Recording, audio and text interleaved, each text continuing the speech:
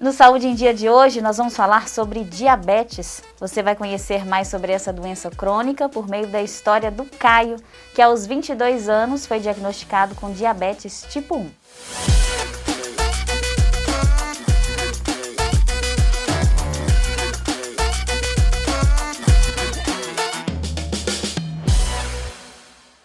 O Saúde em Dia está começando. Hoje nós estamos recebendo aqui no nosso estúdio o Caio César de Farias, que é psicólogo e também professor universitário. Caio, primeiro eu quero te agradecer imensamente por estar participando com a gente aqui, compartilhando essa sua história, né, que eu tenho certeza que vai ajudar muita gente também. Eu que agradeço. É uma oportunidade, assim, é muito importante para mim estar aqui falando um pouco sobre a diabetes. É um assunto que eu sempre quis, né, assim, em algum momento poder falar para as pessoas, a forma como eu lido com ela. Eu sinto isso como uma missão de vida, é um sentido de vida que eu tenho, assim, poder levar um pouco para as pessoas, né, essa forma como ela surgiu na minha vida. Então, eu realmente agradeço essa oportunidade, né, de podendo estar aqui agora, falando sobre essa minha vitória, né, de todos os dias. Sim, todos os dias, né, diário, né? E você lá, aos 22 anos, foi diagnosticado com diabetes tipo 1. Como é que foi lá, aquele jovem, né, saindo da adolescência, entrando na vida adulta, iniciando uma vida e recebe o diagnóstico de diabetes? Como que foi para você naquele momento, o Caio de 22 anos? Eu consigo lembrar bem, assim, de tudo que me passou. Num primeiro momento, né, assim, um susto. Eu sempre tive uma vida, eu sempre gostei de esporte, eu sempre tive uma vida atlética, até porque quando eu nasci, né, assim, a minha história de vida, o meu nascimento já foi algo assim que eu guardo muito também como uma luta para sobreviver. Eu tive 6 pneumonias com 1 ano para 2 anos de idade. Então, eu sempre tive alguma coisa em mim que me fizesse, de certa forma, querer sobreviver de uma forma melhor. Então, eu sempre pratiquei esporte, eu sempre tive uma vida que eu acreditava que era a vida correta. Buscando a saúde. Sim, sim. Mas, ao mesmo tempo, eu tinha o meu estilo de vida que não é o estilo de vida de alguém que tem uma diabetes, né? Então eu tinha meus momentos, né? Assim, eu não pensava muito sobre o que eu comia, eu não tinha tanta responsabilidade, eu tinha meus excessos, né? Como tenho até hoje. Algo mais automático também? Com certeza, eu não tinha tanta autonomia sobre aquilo que eu realmente me alimentaria, enfim.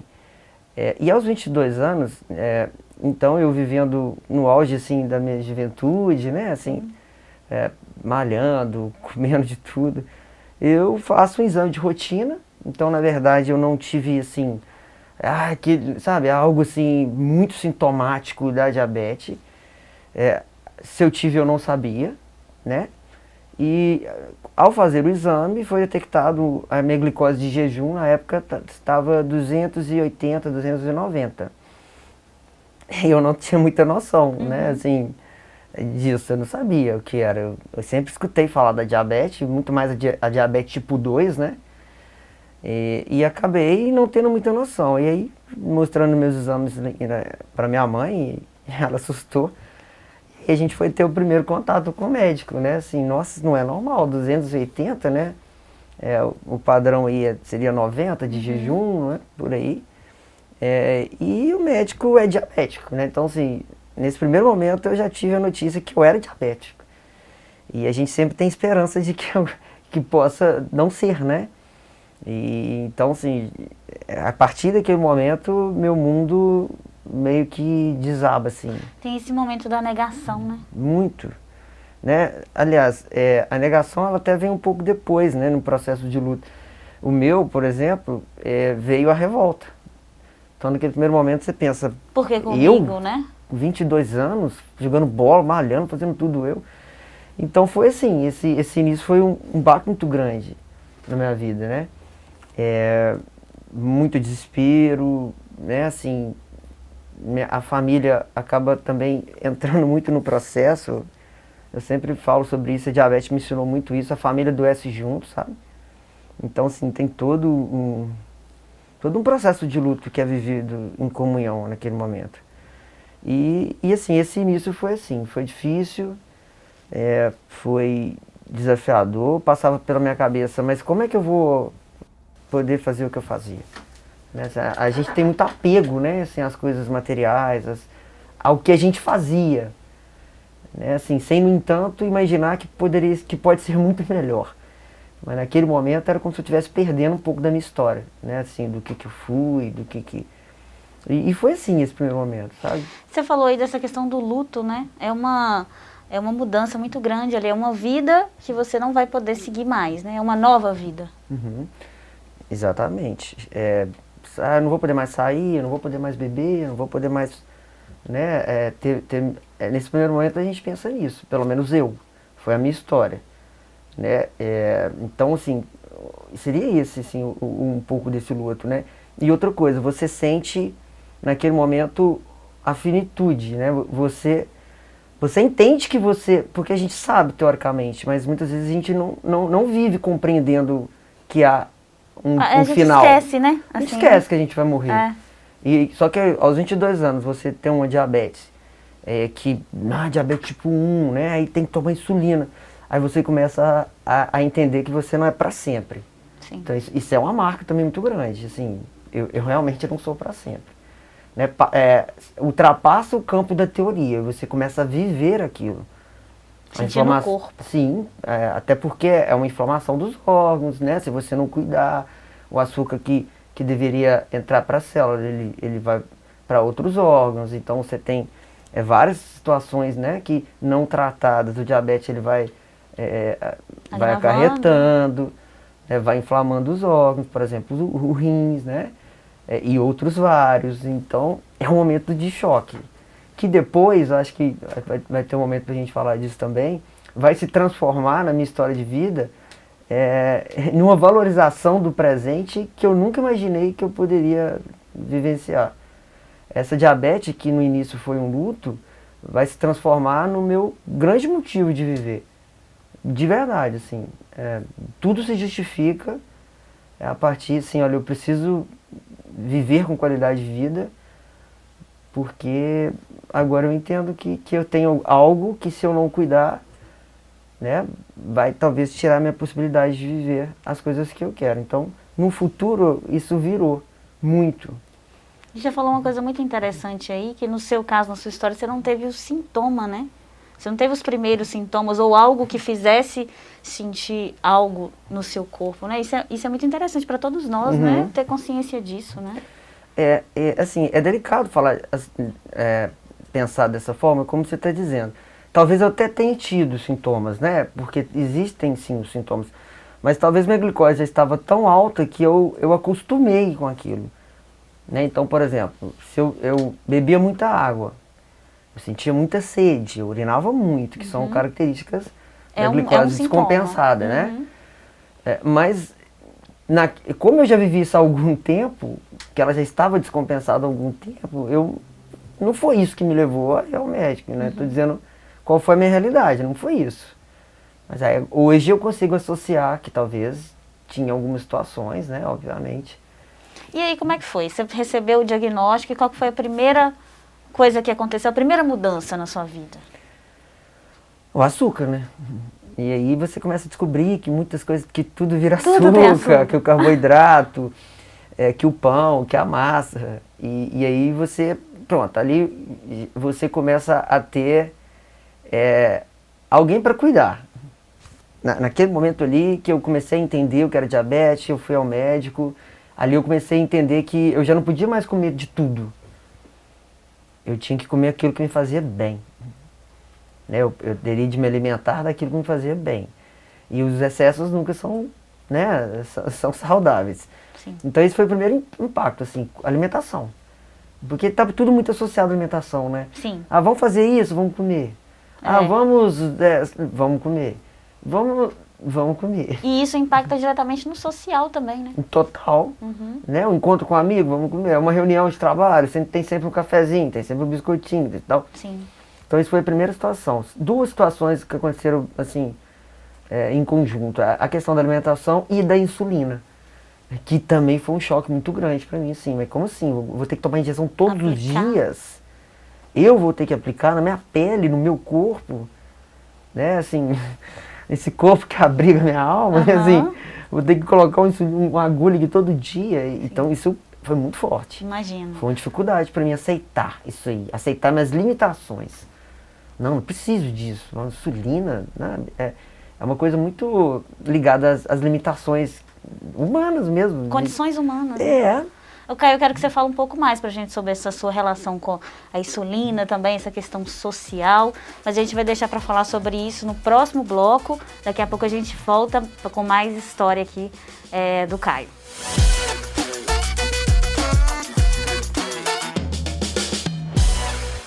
De volta com Saúde em Dia, hoje nós estamos recebendo aqui o Caio César de Farias, que está contando as experiências, a história dele com a diabetes tipo 1. Caio, a gente encerrou o primeiro bloco falando sobre a insulina, né? Que foi um dos primeiros impactos ali, algo que você teria que aplicar no seu corpo todos os dias, né?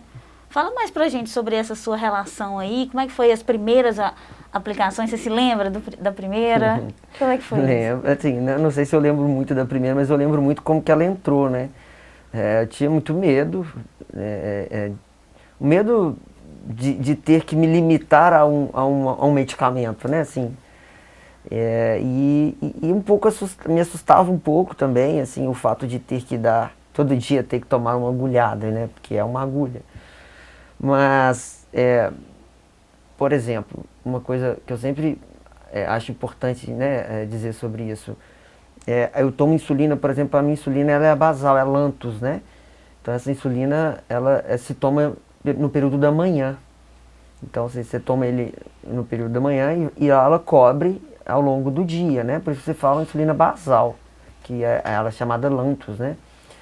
E eu sempre tive muito medo também, assim, de um belo dia eu poder esquecer de tomar insulina, porque é comum, né?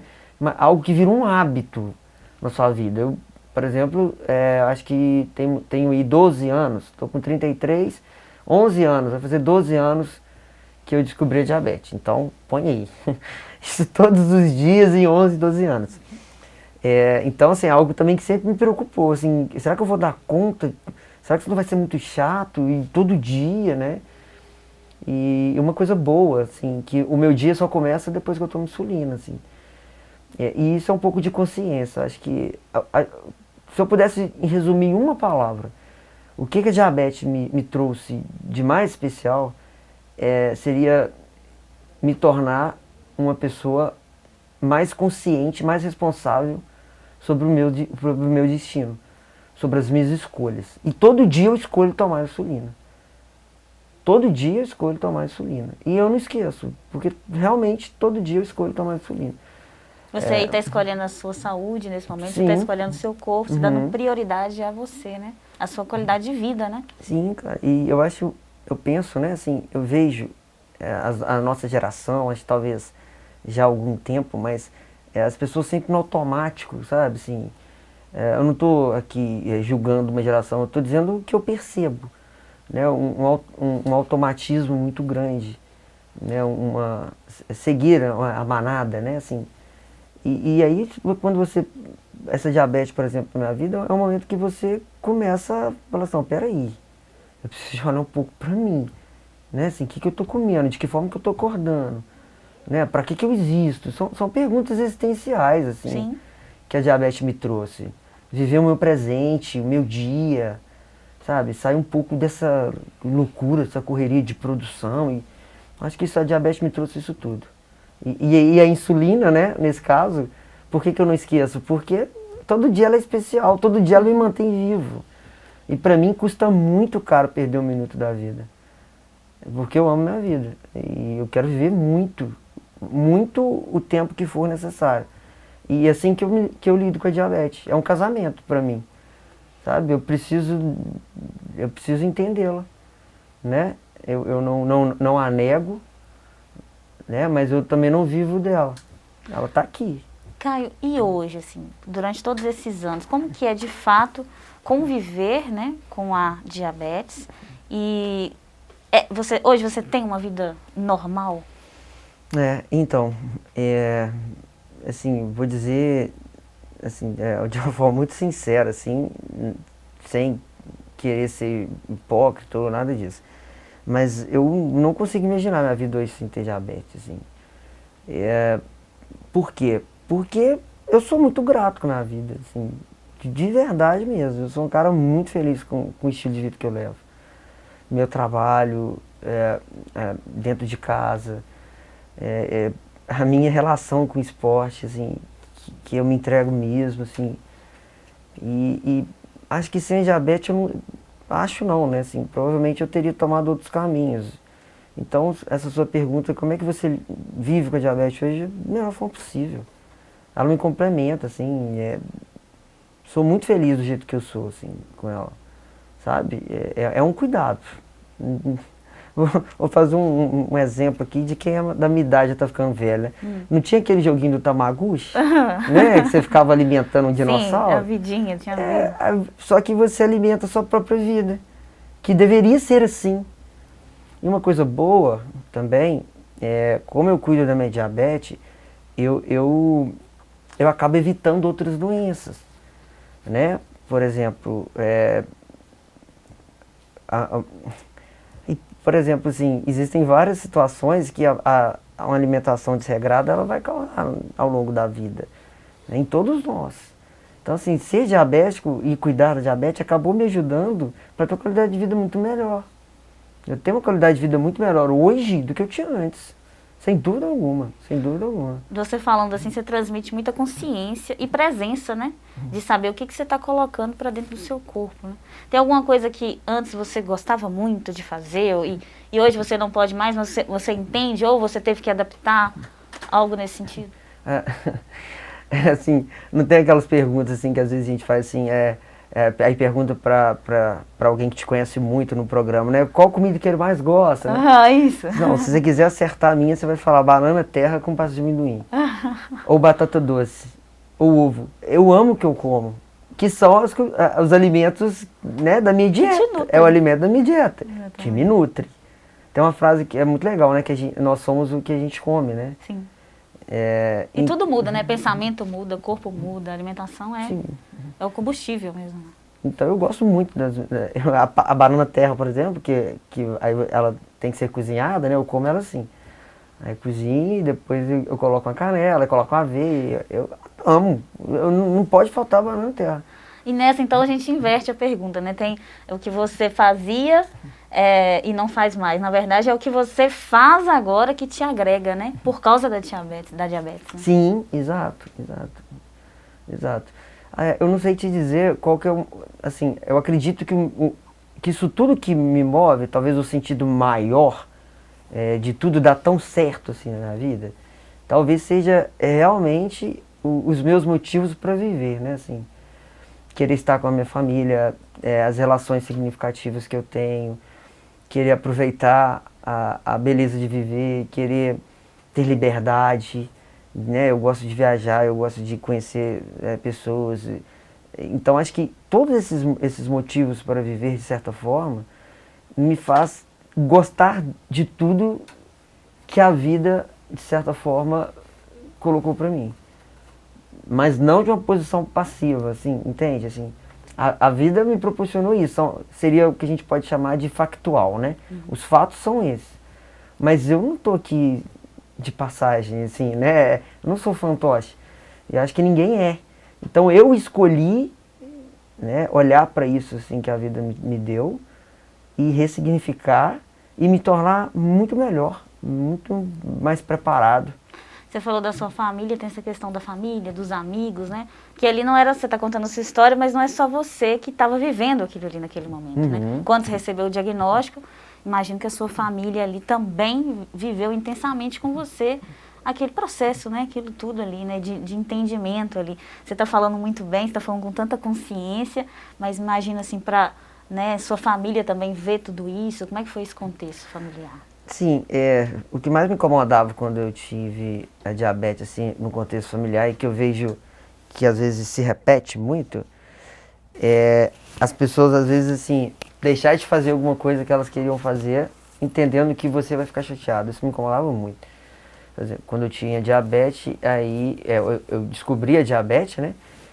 E, por exemplo, minha mãe ou meu pai evitavam comer o que eles queriam porque o Caio vai ver. Isso eu não gostava, isso me incomodava muito, né? Porque é um vitimismo também, assim, que não é legal. Então, isso, por exemplo, me incomodava muito no início. Eu sentia que não era natural, né? Assim, por minha causa. Mas isso pra mim sempre, eu sempre coloquei, eu falei assim, não, né? Assim, pode comer. Hoje é muito mais tranquilo, né? Hoje eu acho engraçado. E sabe o que é legal? Assim, que pra mim também é um sentido de transcendência, de viver uma vida para além de mim mesmo, é ser fator de soma na vida das pessoas. E eu tenho reparado muito isso. Em muitos lugares que eu estou, dentro de casa ou com amigos, né? As pessoas acabam ficando um pouco encantadas com isso, sem ter diabetes. E muitas vezes me diz assim, nossa, eu tenho que ficar assim. Nossa, eu queria tanto conseguir malhar, eu queria tanto fazer, eu queria tanto... Isso, eu tenho percebido isso ao longo do tempo. Eu acho que eu tenho deixado alguns recados para as pessoas, assim. De não precisar estar ali, né? Viver aquela condição ali para ter uma vida melhor, né? Não necessariamente, né? Também. E você falou sobre o esporte também na sua vida. Eu acho que isso mudou muito também, né? Eu quero que você fale sobre essa sua relação com o esporte, mas a gente vai falar no próximo bloco. E também sobre as questões sociais, né? O ambiente, né? O que mudou no ambiente e hoje as suas inspirações para continuar e você também inspirando outras pessoas, né? A gente vai falar mais sobre isso, vamos ouvir mais o Caio, as experiências, a história daqui a pouco.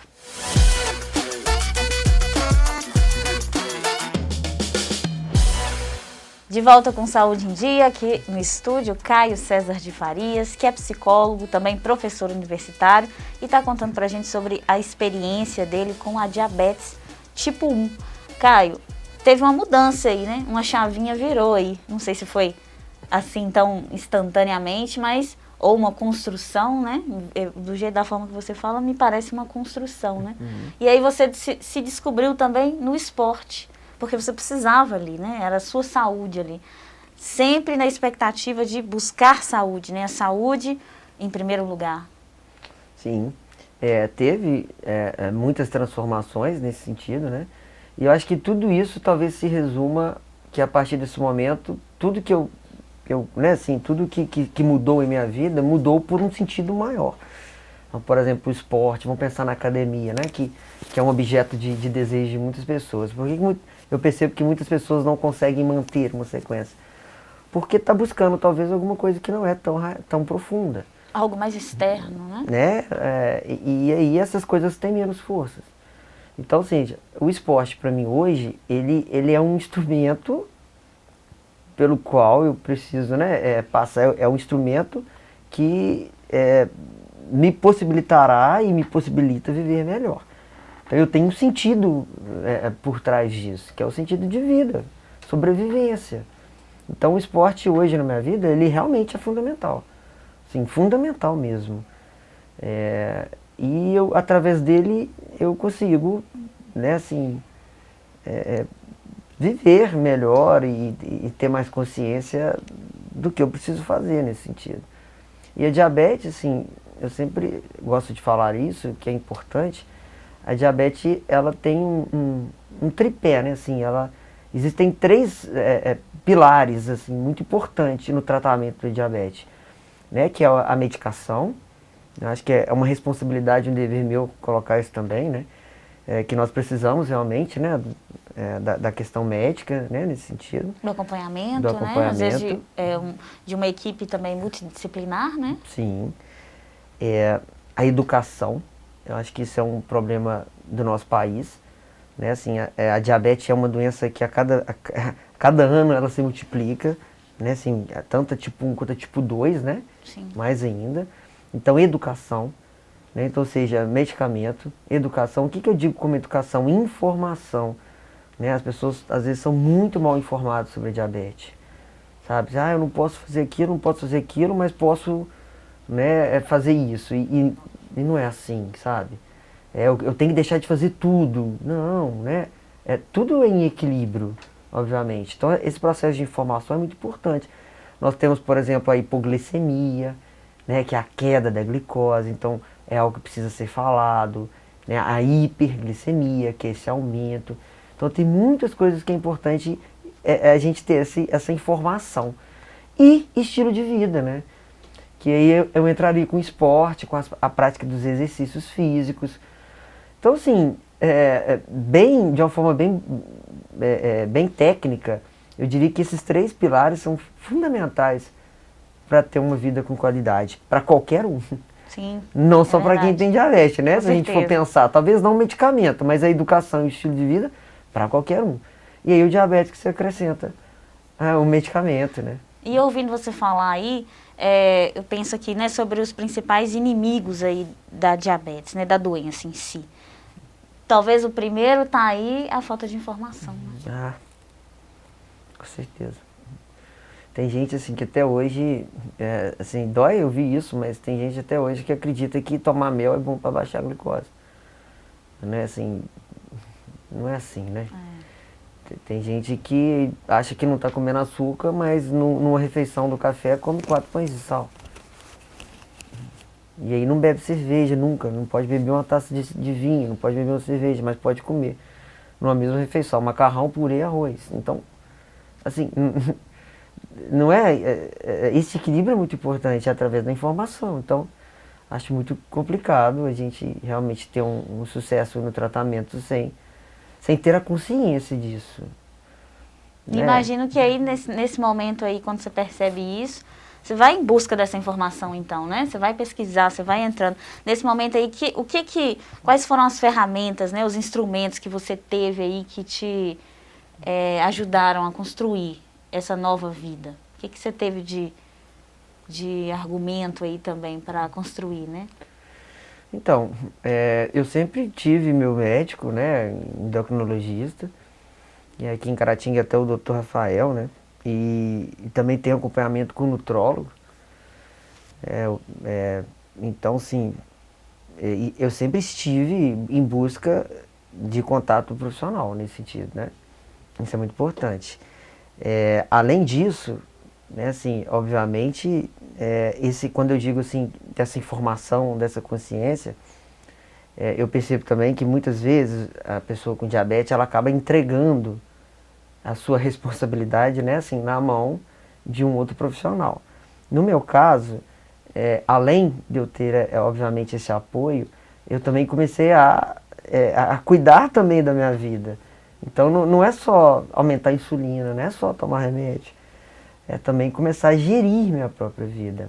E eu até trouxe uma obra, Em Busca de Sentido, de Viktor Frankl. Essa obra eu indico, assim, é uma leitura muito importante, né, assim, sobre o sentido de vida. E é uma obra que tem me inspirado muito, assim, na minha vida, sabe? Tem uma frase que Viktor Frankl vai trazer de Dostoiévski. Ele fala o seguinte, que o meu maior temor é não ser digno do meu próprio sofrimento. E essa frase ela vai trazer uma ideia que Viktor Frankl trabalha muito, né? Que é assim, a possibilidade de crescer com o seu próprio sofrimento. Então, quando você me perguntou aí da diabetes, que foi um sofrimento, né, para mim, eu fui digno desse sofrimento, porque eu soube olhar para ele e ressignificar minha vida e até compreender qual que era o meu sentido. Né? Assim, apesar de eu não ter conseguido te falar agora, então qual que é o seu sentido? Mas há um sentido, há um sopro, há uma vontade de viver muito grande. Há uma ressignificação. Muito grande. Eu estou indo para algum lugar.